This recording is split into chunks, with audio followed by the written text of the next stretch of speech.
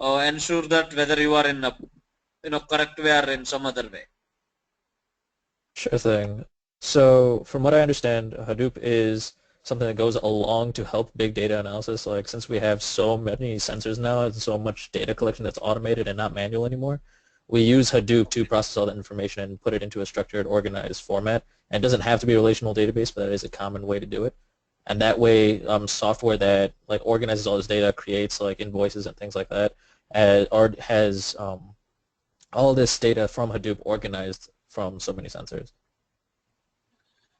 Okay. So are you clear in how the data is going to be generated nowadays? And if you compare with previous years, how the data is the data it's growing rapidly. Yes. So what is the root cause for data generating that and all you are aware? Or still like can I go ahead with the root cause for data? The data growing. The main reason the data is growing is because we're not collecting all this data manually anymore. It's no longer people that are putting it into databases. It's much more automated. There's software doing it. There's a whole bunch of data collection done through just online logging of actions and activities. So all this data, and like when we have like giant servers collecting data from like satellites or GPS systems or how people are using. Yeah, absolutely. If you go ahead, for few years back, the thing is, you take some business. Okay, suppose if some person has started a business, then suppose if it is in one branch, if it is in some US, okay, now it may be it is belongs to some stores. It is not an online, it is just belongs to that particular area, and what it is going to be happened is the data is creating and they are deleting.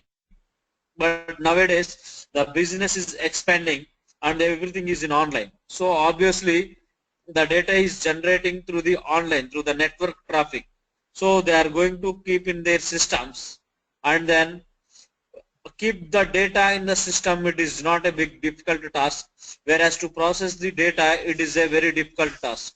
That is what we are facing the issue. Okay, you are getting me? Yeah, I understand. Yeah.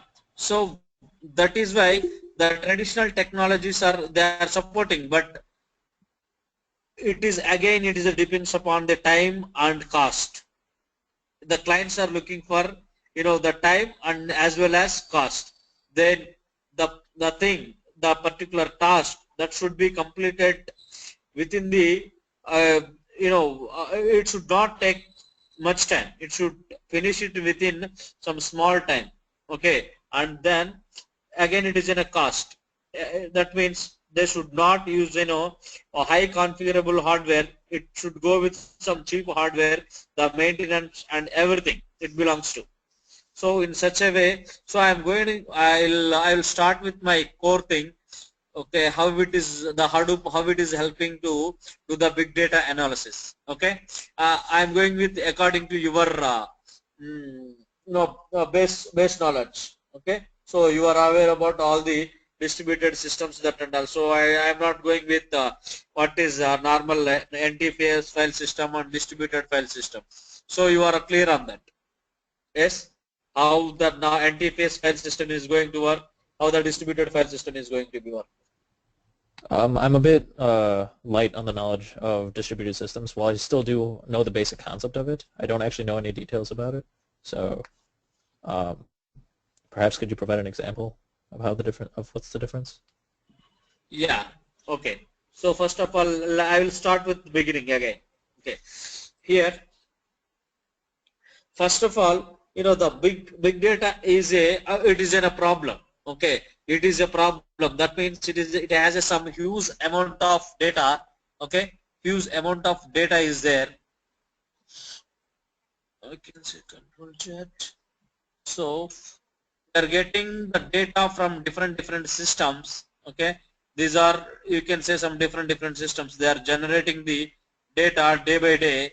Okay, and we are storing in existing traditional technologies nowadays. Just think that, okay, it is an existing technology, any RDBMS or whatever it may be. So if the data is through the web applications or anybody through the, whatever, if you can take some any e-commerce application or whatever it may be, the data traffic is very, very, huge, and even that they're generating a lot of data. So we are storing it in RDBMS, and it can support only up to some terabytes of data. It can support only terabytes of data. If it is increases the terabytes of data, the system is unable to handle it. Even RDBMS, mainframe systems, legacy systems. You Yes. heard about that, Yeah. mainframes? Yes, I've definitely heard about mainframes and legacy systems. Okay, so even they're also struggling a lot to process this much. They can store the data. They don't have any issues with store the data, but again it is a very high cost. But the problem is when we are trying to retrieve the data, those systems also it is hanging up. Okay, so that is why people came with some solution, some ETL systems, data warehouse systems. They came up with some data warehouse systems, and I didn't went to Hadoop system. I'm still explaining traditional systems. So whatever the data is generated here, okay, in the online, we can say something called OLTP, okay, online transactional processing, okay.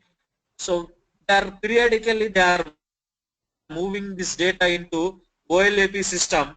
Okay, they are keeping some 3 months of old data or 1 year old data in this system. Okay, it's up to their it's dependence on the project. Maybe you can say some 3 months. They are going to hold 3 months data in this OLTP system, and if the data exceeds 3 months, okay, for each and every record they have some timestamp. So it is obviously moving to OLTP system. OLTP system is nothing but a online analytical, okay, online analytical processing system. That means the system is, okay, the system is mainly built for the clients, the consumers, you can say. By using this system, so the consumers are going to do some analysis. Consumers are nothing but, you can say, the reporting side people, those who are doing visualizations, graphs, okay, the business analysis, okay, the business analysis that are doing by the consumers. This is from consumer side, okay. So they are going to pull the reports from this side. So on what data we are doing analysis by default? Basically the historical data only. Yes, if they wanted to analyze their business, they need some data. The data is old data only. Am I correct? Okay. Yeah, I can see that. So even if here the data is going to be changing, automatically the data is going to be coming here through the batch. Again they are going to do some reports here. Even they can do the reports by using this system also. Okay, this system also they can use the, okay, online graphs. That means whatever, if the data is going to be changing, here it is going to be changing. So they can do either from here or from here, but they don't want the old data into this system, because if multiple users are connecting to this system, what is going to be happen? This system is going to be hang up. For example, okay, let me go through some, this thing. Suppose this system capacity is some 16 GB RAM. Okay, for example, some 16 GB RAM, and you can say some, it is a some 1 terabyte hard disk, 1 terabyte, and it is a some i7 processor, and it has a some, you can say some 8 core processors. Okay, 8 core processors are there. So if almost some 900 GB's data is filled here, obviously this system is going to be degrade the performance, or it is going to be increase the performance. Yeah, Ankur, I'm asking the question. If it is 1 terabyte of data, if 900 GB data got filled. So what is about the what is the performance of the system? 90%? I'm sorry, I'm unclear on the Yeah, that question. means already no. See, this system capacity is some 1 terabyte. Okay, Right. so Yeah. you already 900 GB data is there in that system. Right. So is it going to give good performance or some pure performance? It's giving 90% performance, which is fairly high, but it's not optimal. No, you are not getting me my question. Okay. This is a 900 GB data got filled in my system. So for example, you have your laptop, okay, personal Okay. TP. Okay, Hmm. it is a some 500 GB hard disk, okay, and 8 GB RAM and Hmm. i5 processor. Okay, so you almost for 450 GB data is there in your system. Okay. Now you are trying to open some data in your system. So is it going to give good performance? How much data are we appending to the system? I'm sorry, I Okay, don't suppose understand. I have a some 2 GB file. Okay, 2 GB file. Already you have a 450 GB data in your system. Now I Right. want to open multiple files. I have opened one file. Again I need to open another file. Again I Hmm. need to open another file. So Okay. is it going to give a quick response? No, because if there's 450 gigabytes of data and it's handling 3 different requests, it has to go through all 450 gigabytes of data, and it'll hang up between each request. Yes. Okay, it's correct. Now, so here the question is, okay, here the question is, if the data is keep on increasing, now it is your personal TP, so you don't have that much data. But if you come to real time scenarios, okay, so Hmm. the data is increasing daily. That means the data is going to be increasing. So what you are going to do? Usually, if it is a personal laptop, you are going to buy some other external hard disk, and you are going to put the data into that external hard disk, the old data, and you are going to copy or load the new data in your personal laptop. Am I correct? That sounds reasonable, yes. Okay. So in the same way, in the real-time scenarios, each and every system contains some, okay, some RAM, obviously. Okay.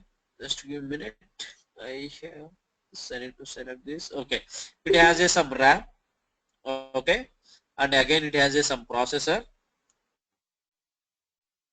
Okay, and again it has a some hard disk. Okay, now if the data is getting increased in the real-time scenarios, what they are going to do is they are just going to add another virtual disk into the system. They are going to add virtual disk. Okay, so the RAM remains the same, the processors remains the same, but the hard disk, virtual disk is going to be increased. So what is going to be happen? Obviously, We'll be able to hold more data, and the hard drive will increase from 1 terabyte. see, that means here the resources, the RAM or processors, they need to share entire their resources into hard disk. That means usually RAM and processor are the supporting to process our data. Yes, even if you want to open any application in your system, who is the primary person just to process it through the RAM only? It has to process it. Yes. So even the processors, the speed it is depends upon the processors. How many processors in your system you have? Okay, it depends upon uh, the speed is going to be depends upon your processors.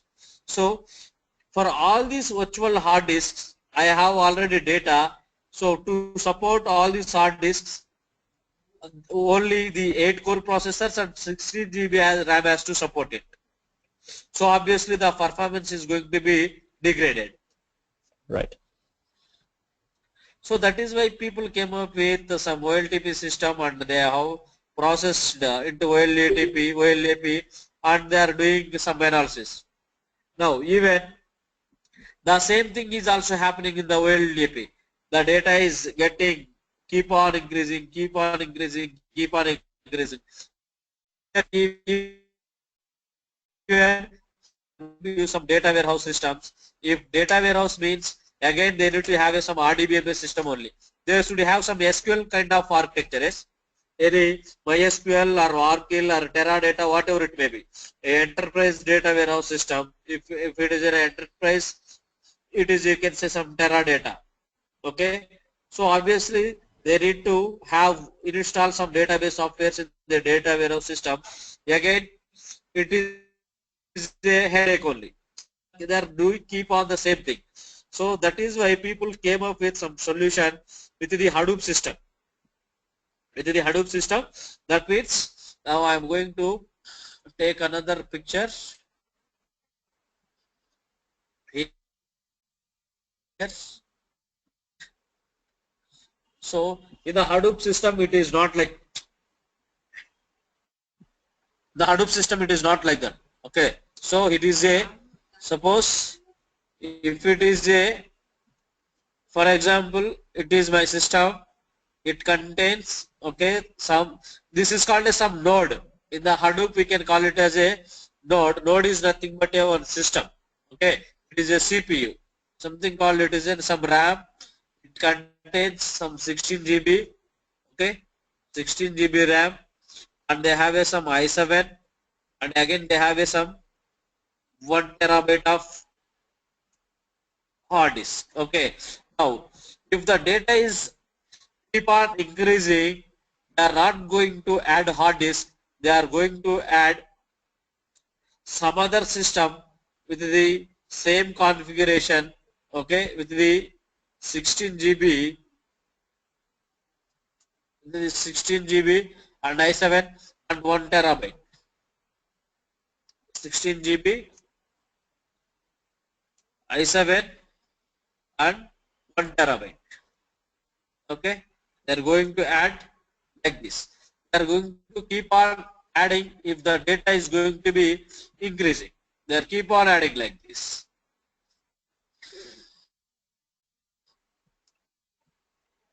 So and again they are distributed. That means physically they are different system, but logically they are one system. Okay, physically they are different system, but logically they are one system. So these all systems are distributed. That means it is different, but logically they are one system. So now tell me in this scenario, it is going to give good performance or it is going to be some bad performance?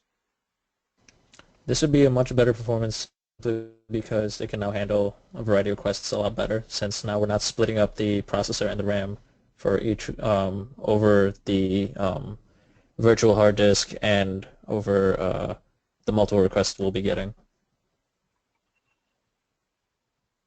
Yeah, that means here multitasking by multiple persons, there multitasking by single person. Yes, in the traditional technologies that they are following is the multitasking is doing by single person. The single person is nothing but I can say some RAM processor. Both are included. I can say it is in a single person. Here I have a multiple persons do multiple tasks. Okay, and it is a distributed. Now it is my total system configuration is it is something like 16, 16, 16, 48 GB and 3 terabytes. Now it is going to share all the resources and it is going to be processing the data. I will tell you how it is going to be processed, how it is going to be segregated, that and all. Okay. So are you clear until? Yes, I understand up to here. Okay. Now I will go with some NTFS file system and distributed file system, Hadoop distributed file system. Okay. So first I will go with some NTFS file system. This is my NTFS file system is nothing but your normal file system that even when you are trying to install Windows OS in your system, we will get some NTFS file system thing. That is called it is a some normal file system you can say. Now here I have some two systems, for example. Okay, I have some two systems. Now these two are connected through the LAN. Okay, these two systems are connected through the LAN. Okay, and now, okay, my system capacity is something called some 10 GB, for example. Okay, this is 10 GB and this is 10 GB. Okay, so is it possible to store 15 GB file into these two systems, any of these systems? Uh, yes. If you, well, No, actually, wait. okay. This is not a distributed file system. These two systems are connected just through the LAN. That means you can access the data from system A, okay? From Okay. system A, you can access the system B data. Even you can access the system B data from, okay, system A. Okay? Hmm. These two are not distributed. These Okay. two are just connected through the network. That's it. I see. So is it possible to store 15 GB file? So I don't want to break my file. Okay. In that case, no. So It is not it is possible. not possible, yes? Yes. Now I am going with distributed file system. Okay? I am Okay. going with some distributed file system. This is called, it is a distributed, okay, distributed file system. Here again the same scenario. I have two systems. This is my one system and this is my another system. Okay, now, okay, these two systems are connected with each other, and by applying a distributed technology. Okay, we have applied these two systems are, we can say, distributed. If we want to make the systems are distributed, we need to install some softwares to make it as a distributed systems. Okay, here we didn't install those softwares to make it as a distributed, where we have installed some software to make it as these two systems are distributed. Okay, so now you can tell me, is it possible to store 15 GB file here? Yes. I would be. That is, yeah, these two systems are, yes, correct. These two are physically different, but logically it is a one system. Right. These two are physically different, but logically you can say one system.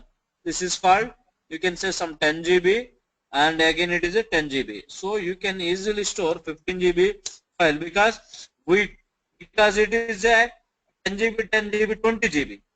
Okay, the system capacity is 20 GB. So you can easily store 15 GB file. Am I correct? Yes. Okay. Now this is the NTPS file system and this is the distributed file system. Now I will go with Hadoop distributed file system. Hadoop distributed file system. Okay, the Hadoop distributed file system is, you have systems. All these are all distributed systems. First thing, these are all distributed. Okay, I have a distributed file systems like this. Okay, these are all systems are connected with each other. Okay, each one is some terabyte, 1 TB, or something, or else for just simple example you can say some 10 GB, 10 GB, however you think, whatever it may be. Okay, these two are, you can actually, we can call this as a data node. Data node. Okay, think that node is a system. Please remember in your mind, node is nothing but a system. It contains RAM, processor, hard disk. Okay, it contains RAM, processor, hard disk. It is a one. Okay, node is a system. Now we are going to store a raw data, the business data, whatever the actual data that we are going to store. That is why we are calling it as a data node. Okay, so here to control all these data nodes, it should have some master nodes. Am I correct? To control Yes. all these data nodes, it needs some primary node. Okay, some master node. This we can call it as a name node. This is called name node. We need to call it as a this one is a some name node. And here we can call it as a these are all data nodes 1. Data node 1, and I can give this name is for data node 2, and again this is my another third data node. Okay, data node 3. Now here how, see what is the use of name node here. So why we are going to use the name node here is my data nodes are going to be splitted into different blocks. Okay, that means it is going to be splitted into equal size of blocks. My data node is going to be splitted into equal number of size blocks. By default, in the previous versions it is a 64 MB. Now it is a 128 MB. Each block is a 128 MB. Each block is a 128 MB.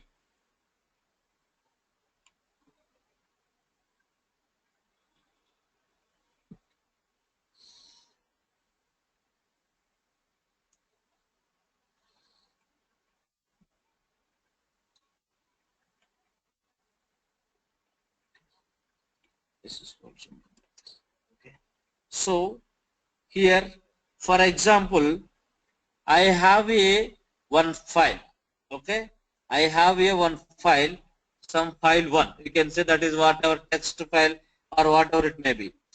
This is some 200 MB. Okay, 200 MB is there. So how many blocks it is going to be occupied? Usually the data is going to be stored in the block. In the data node, I have a blocks. Okay, I have a blocks. In the blocks, it is going to be storing. So how many blocks it is going to be occupied? 2. Okay, so it is going to be occupied 2. So maybe you can have something called here. It is going to be taking this one, or here some maybe here one and the other here. See why I am going to put here, this is, I can say 2 blocks, 2 blocks, 2 blocks. Again, it is not going to be occupied 2 blocks completely. 128 is going to be, okay, 128 is going to be taken one complete block, and the other should be some, it is going to be full, half of the half, or some 20% is going to be filled. Okay, 128, what is the remaining? Remaining is something 128, the remaining block size 128 to 230. So the 62 will be there. Okay, it is going to be occupied only some 62 space. It is going to be occupied some 62 MB. The other block is going to be taken some 62 MB. Okay, let us think that you have a some 62 only. This one is some 62. Okay.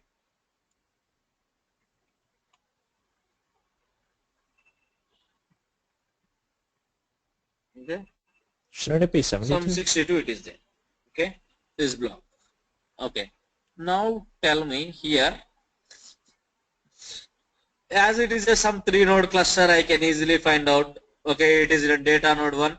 By default, Hadoop is going to be maintained. Replication factor is 3. So it is going to be maintained 3 copies. I will tell you how it is going to be copied 3 copies. That is in a rack awareness concept. In the regular classes, I will going to be I am going to teach you that. Okay. So here just think that it is going to be stored in different data nodes. Okay, 200 MB file. Now, as it is a simple cluster, I know it is in data node 1, data node 2, data node 3. But take a some 100 node cluster, 100 systems are there. I have a different files.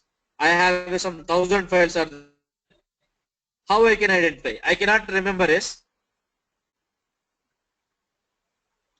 Are you getting me? Yes. So someone should store or someone should have a all these transaction logs are where it is stored. My file 1, your file 1 is stored where it is. See, initially the name node contains all entire data nodes information. Okay, this data node, how many blocks it contains, what are the blocks, okay, and the data node, how many blocks it contains, and data node 3, how many blocks it contains. It will have the entire information. And again, it will also contains a, okay, information. It's called some, for example, it is a some transaction log. We can call it as a some edit log in the name node. It will store like this the file 1 metadata. You can say the metadata. Metadata is nothing but, you know, libraries.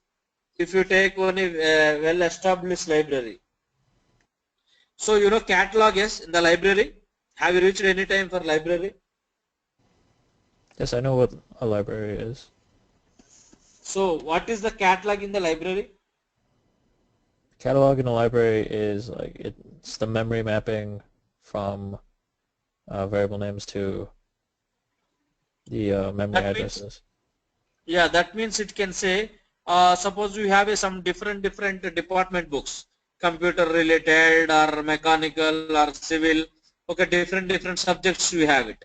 And again in the different subjects you have a different books, okay, like if you take some computers, Java, okay, .NET, or else it's the mainframes or Hadoop, you have again different books.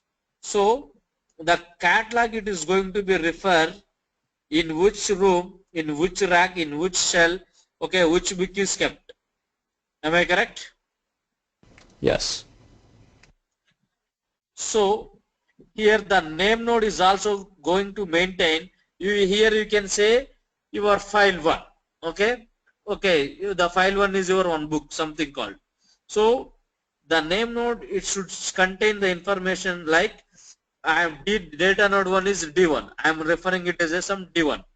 So it is in, and each and every block has a some name, 1, 2, 3, 4 or something like that it have. That is an internal architecture, how it is going to be having the naming convention.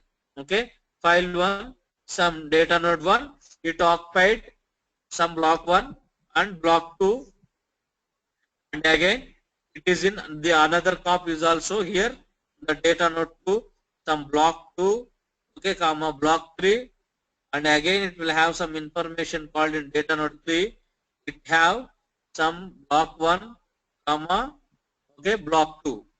So here, so when, suppose when you want to fetch this file 1, you can easily find out the data, yes, where it is.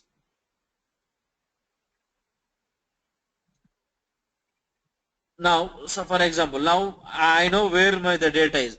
That means here my name node has communication with my all the data nodes within heartbeat second of time, within our heartbeat.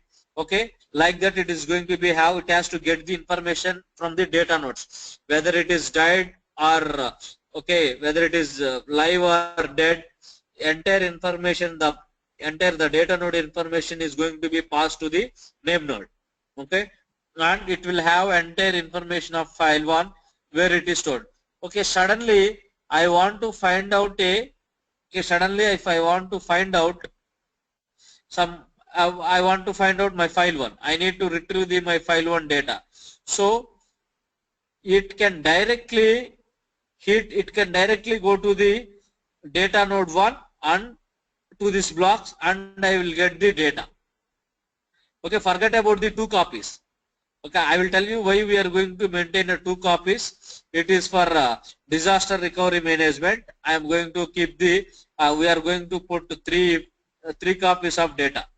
I will tell you the importance of that. First, concentrate on one copy. So here, so I can easily find out the data where my data is. Yes, I don't need to search in entire blocks. I can easily search in only in one block. Wherever the data is there, I can easily fetch. It will directly go there and find out the block, and it will retrieve the data. Yeah, Ankur, are you getting me, or you are any? Uh, I got you. I understand. Thanks to our yeah, name node, we now know exactly which blocks we have to access in each of the distributed nodes. yes. So I can easily get my data. Yes, I can easily, something called, I can say, mm, I can easily fetch my data because my name node knows where it is. My name node knows where it is. I send a request to the name node, and I can easily get the data. Okay, so because my name node contains all my this file one information, whether it is in data node 1, okay, data node 2, data node 3, everything I easily get it. This is called a Hadoop distributed file system. And again, here I have some name node.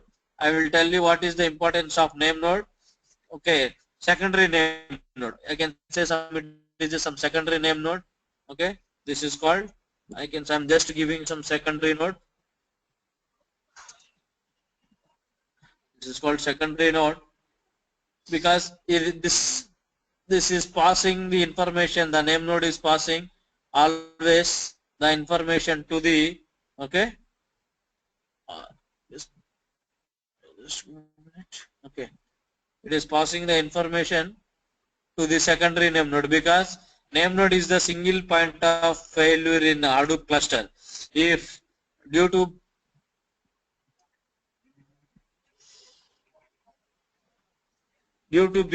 because of, okay, due to because of any short circuit,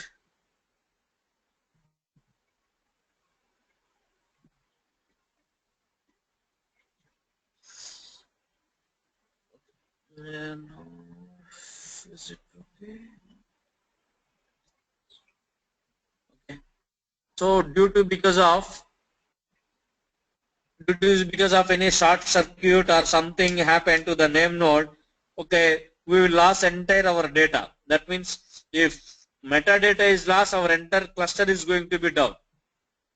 The heart of the in the Hadoop system is the name node. If the name node goes down, everything is going to be down. Our business is going to be stopped. That is why, okay, that is why they are going to keep on, sending the log to the secondary name node. If I stored some file 1 in my Hadoop system, okay, automatically it is going to send the same information where it notes this log, okay, this file 1 d1, okay, this log is going to be stored into the secondary node. Every time, each and every transaction, it is going to be sent to the secondary name node, and that is going to be keep in some other place, not in where the name node kept. They are going to put in different places. Okay, so that I can easily restore my data, and again I can have another mission, and I can run it, and it is going to be done. I will explain you clearly just as to understand you what is the Hadoop, to say the differences between this NTFS distributed and Hadoop distributed file system. I am just giving an overview to this. So that means we have the difference between the distributed and Hadoop distributed file system is the major difference. So if someone says someone asks some question like, what is the difference between distributed and Hadoop distributed? Even in distributed also the data is going to be distributed and it is processing. But you should say something here, it is going to be done. It will have some other services called the name node, the secondary name node, these things. Okay, that is what that in such a way we can differ distributed and Hadoop distributed file system. So the Hadoop distributed system has a secondary node And that's one. And is that the key difference, or is there one other aspect to it? No, no, no, no. It is. See, in the distributed file system node, and even in the distributed file system, the data nodes are not going to be splitted into a blocks. Whereas in the Hadoop distributed file system, the data nodes are going to be splitted into blocks. Oh, okay.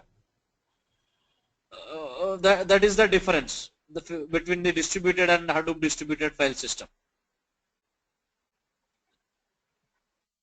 It is not a full Hadoop. It is a just Hadoop distributed file system. Hadoop is nothing but HDFS, Hadoop distributed system plus MapReduce.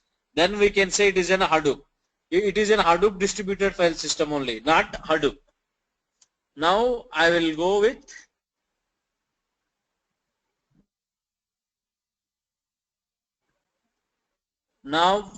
with Hadoop system. See in here, if it is in a, we can say consider it is in a Hadoop. Okay, it has some two layers. Okay, it has some two layers. One is HDFS, another one is MapReduce. That is called MapReduce. This is an HDFS. We can say this is HDFS. This is where your data is going to be stored. Okay, and whereas you have a MapReduce on top of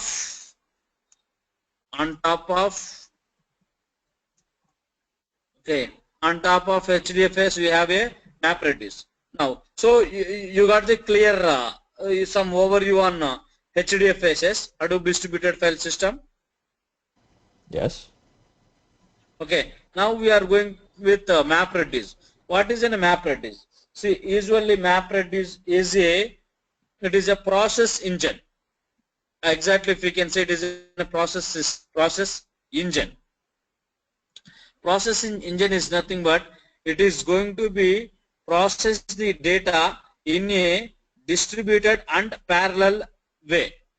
The data is going to be processed by using you can say with the distributed and parallel mechanism. What is the distributed and what is the parallel? Okay, so I will go with some example. Okay, now I have some 10 bags. Okay, each bag is some 100 kgs. I have some 10 bags. This is one bag. Okay, this is another bag. This is another bag. So like that I have some 10 bags. Okay, so each one is, you can say, some 100 kgs. Each one is 100 kgs. So how many kgs it will come totally? 400 kg. No, you can 1000 kgs. Yes, 10 bags. Yeah, Oh, 10 I bags. don't. I apologize. Yeah, 1,000 kg. Obviously, it is some 1000 kgs. Now Yep. I have only one person here to pull. I have only one person here. Okay, I have only one person to pull all this. Okay, I have only one person to pull. This is, I have only one person here to pull all the bags. Okay, to pull all the bags. This, okay, this and everything is going to pull. So see, obviously it is taking some time to pull all the bags for him. Yes, am I correct? Yes. So in the same case, I have some 5 persons or some 7 or 6 or 10 persons. So how it is going to be done? The work is going to be done in a quick time. Yes. Yes, we can distribute the 100 kg bags to each of the individuals. Okay. Now, so how the work is done here? It is a distributed and the parallelly the work is done. Am I correct? Correct. The work is done in a parallel way. So obviously it is going to be taking very less time when compared with one man pulling. Okay, I will tell you another example. Now here you can easily count the timing also. Okay, so I have a one circle. Okay, I have a one circle. I have a one circle here. Now I have a one. You can say something called some center figure. I have it. Okay, some just I'm taking this one as an example. Okay, I have a some center point. Now here I will go with. I have a one flag I have here. I have a one flag here. I have another flag here. I have another flag here. I have another flag. I have another flag. Now I have only one person. I have only one person to collect all my flags. Okay, and now here for each and the distance, you can say here the distance here, here, all the ways it is the same. Okay, the distance is same, and it will take 5 minutes to pick that flag and again return back to the to reach the same point here. It will take 5 minutes. 5, 5, 5, 5, 5. So totally how much time it is going to take? 25. Now if I have a 5 persons, how much time it is going to be taking? 5. So obviously here the rate of speed is increased, yes? Yes. This is way, by using this mechanism, this architecture, the map reduce is going to be process the data. That means I have my data in blocks. Am I correct? As I said in the HDFS, where my data is going to be stored? It's going to be stored in blocks of 128 MB size. So now here 200 MB file is stored in 2 blocks. Am I correct? Correct. When it is writing the data, it is writing sequentially. When it is trying to read the data, it is taking randomly. Randomly is nothing but it is going to pick the 2 blocks at a time, and at some point of time it is going to be merge and shuffle and sort, whatever it may be, and we are going to get the output. So it will take very less time as compared to the other traditional technologies. Yes. So that is the logic behind the map reduce, and I will tell you how it is map and reduce, how internally the data is going to be splitting in the map reduce and how it is going to be processed. Okay. Okay. So are you clear what I am trying to say, or you are getting any ambiguity or confusions or concerns or something? No, I think I understand. Okay. So you can check with your organizer where I will let you know the timings, that and all, to the organizer. So I'm done from my side. Any questions or So anything from? I have a quick question. So I'm actually, this is a part of the Aduza program, right? EDUZZA. I'm No, kind I'm of, not get. oh, Can okay. you Well, come so again? I'm kind of new to this whole this lecture system, and I don't actually know any details on how anything works. And I was wondering if you can like inform me. It's like how many lectures there are going to be, and how will I be evaluated to show that I understand the material that you've taught? The virtual system means you mean to say where you are going to practice Hadoop or?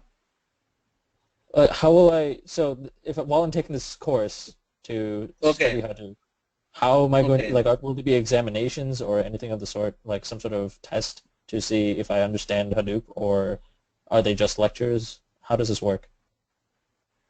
No, see, it is just for a training program. Okay, Okay. and if you want to write any certification, the Cloudera or Hortonworks, they are going to provide the certification. Mhm. That may be around in your cost some $250 or something. Okay, that Okay. examination cost. that some authorized centers will be there. Okay, Mm-hmm. you need to apply there and you need to write the exam there. Oh, I Maybe see. I'll check with your organizer. Maybe they are going Okay. to they have any authorized centers or they can help you. But it is from my side. I'm going to give you the training. How training? That's it. How you can. I'm going to understand the Hadoop and the practicals. How you can do it. How you can do your own. How you can load data, processing data, and do some analysis. Okay. In such a way I can help you out. All right. And as a part of the training, will I be doing like actual programming? Like, will I be actually developing with source code? It is we have when the course content is like MapReduce. In the MapReduce, we are going to use Java, obviously. Okay. So Uh-huh. we are going to practice all some 3 or 4 programs. Okay, Okay. the Uh-huh. MapReduce programs. That means you can say we need to write the code in Java, and we can practice. And the remaining thing, Hive, Pig, everything, it is SQL kind of stuff. And we have a Scoop, okay, and Mhm. Woozy also we have. And I will go with the user interface. Actually, people will go with some command line. I used to teach with even user interface, because if you get the job, you need to work in through user interface, not through the command line. So I'm just giving you heads up on to the students. Okay, so I don't want my students should be in ambiguity status once they enter into the real projects. So I I'm see. going to give before itself heads up to them. Okay. And how many lectures will there be for the training program? How many classes you mean to say? How many hours? Yes. How many classes? Uh, Usually it is a 40 hours, and Okay. it depends upon the Saturday and Sunday.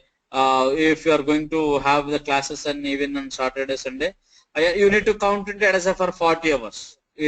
At whatever it may be. If it is Okay. in weekends or weekdays or whatever, how it goes. I see. Yeah. So all of my questions were completely logistic. I think I completely understand the whole difference between distributed systems and Hadoop distributed file systems. So I think those are all my questions. Okay. So you are good. Yes. Okay. So we are winding up the session for today. Yeah. Is there anything else to me? The organizers.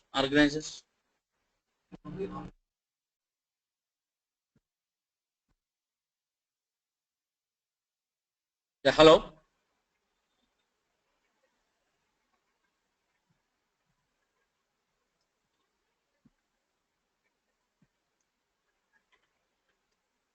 No, even I'm unable to hear anybody.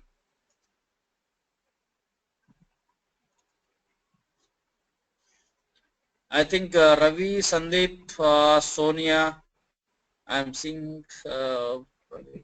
So, is there any questions or concerns for me? Hi sir, this is Sandeep. Yeah. Yes, Sandeep. Yeah, I have one question. That what is the difference between the command line and the user interface that we work Yeah, with? see, usually people will the practical programs you can say. So they usually go ahead with any creating tables or uh, all the query languages that they are going to teach through the command line. But in the real time scenario, when if you want to work on some projects, that is not going to be working out. It is only for testing, maybe unit testing, that is going to be working. You need to use some user interface to create all these scripts. Scripts is nothing but some code. You need to write some Hive scripts, put it into some file, and Pig scripts you need to put into some file, and you should have in some directory. Then the paths and everything we need to. If you can do it through command line also, but it will take so much time to do with the command line. If you are going to do with the Hue, HUE. Okay, so that is an user interface. You can easily build your project, and so even if the practice here itself, it will it is very easy to work with the projects. Got it, sir. Are you getting me, or I Yeah, think got I'm it. getting some. Okay.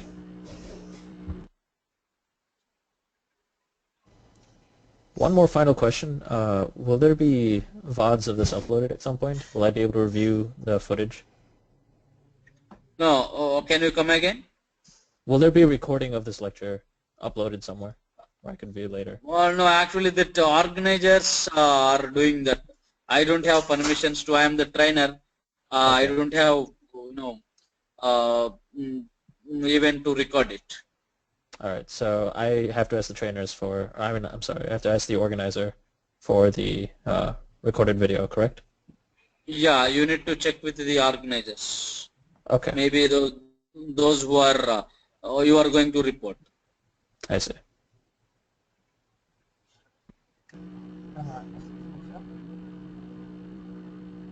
Yeah, Sandeep, you have anything for me?